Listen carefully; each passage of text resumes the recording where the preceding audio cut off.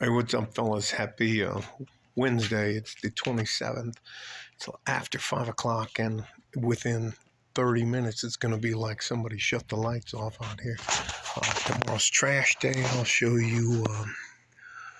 That's Juarez, Mexico. The reason for this video is my wife had her cousin over on, had the trees trimmed today. So when the winds hit, I don't have to worry about them hitting the house. And that's one of the things that'll help you out with their housing insurance. Did you do some of the preventative, what do they call it, preventative maintenance? Anyways, shut the door, lock both locks, shut the outside light on. I'll leave the light outside on. My mother-in-law's coming to visit, so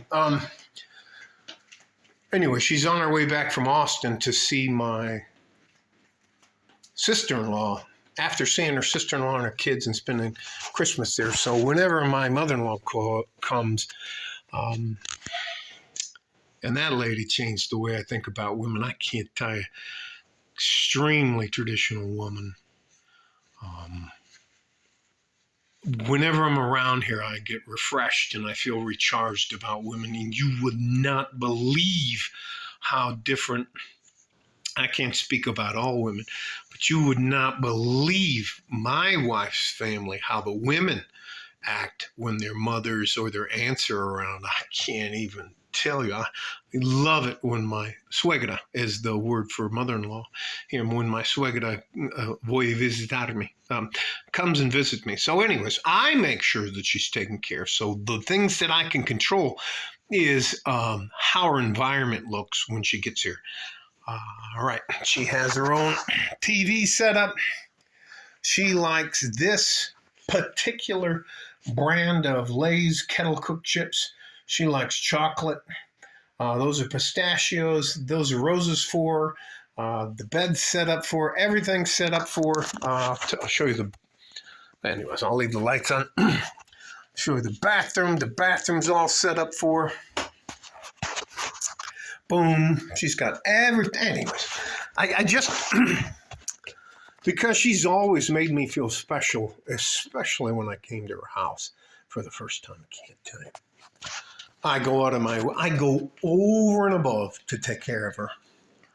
But the difference is, my wife was talking to her cousin, and her cousin and my wife got me on the phone yesterday about this time yesterday. Let me show you.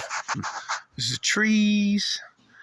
Those, I'm going to get those trimmed up so they'll look like in the front. There's the sun setting over right there. There's the sun setting. Pool is, it's just nice. There is the Franklin Mountains. And I used a term that I don't think my wife's cousin is at all familiar with, and my wife wasn't familiar with. And what it's called is a return on investment. Now, today's men are very different than the men that were around me when I was growing up. The men around me were, you work hard, you take care of your family, you do this anyways. So that's all changed for me. So what I was talking to my wife's cousin, there's three of us on this phone call, and I said in Spanish and in Spanglish, more Spanglish than anything, if you don't provide a good return on a man's investment, and for far too long, everybody thinks that the investment is a requirement by a man, like a man's required to plan the date, ask you out, do this, do that. It's just all this bullshit. But you're not a traditional woman. And anyways, and I didn't do it to be insulting. I wasn't trying to be rude or anything like that. But the delusion, this woman's, she's over 45 years old and can't figure out why she can't get a man. And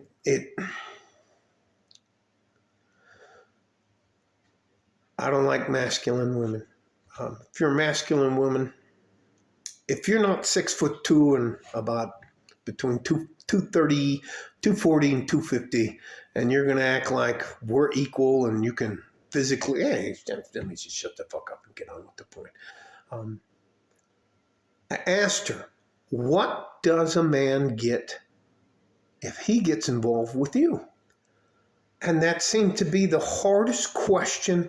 Yeah, I think I could have asked her to solve a quantum physics problem. And that would have been easier for her then to admit what she actually has to offer. And I told her, this is the caveat I told her. I said, besides sex, what do you really have to offer to a man?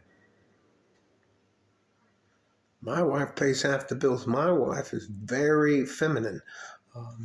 I am not a MGTOW guy, but I respect them, and I'm going to do whatever I can to support them.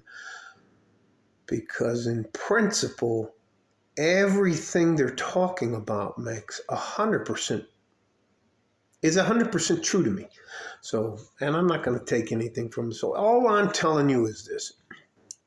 If there's any of the women out there, you got to ask yourself, if you want a man in your life, what does he get in return? And that is the return on investment.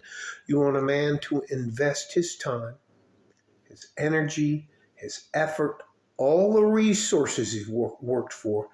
And if he has you in his life, you can destroy his life. Call the cops. Here it goes.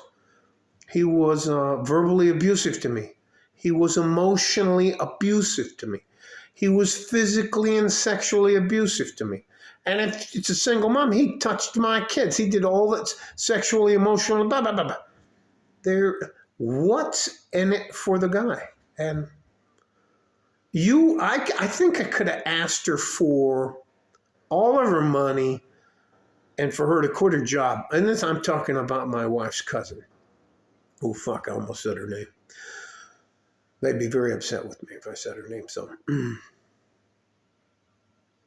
she's chubby. She weighs more than a man does. Got that belly. When we go out, she eats. I'm a big guy. It's shocking. Talks with her mouth. Anyway. And they just, you know what? Women really don't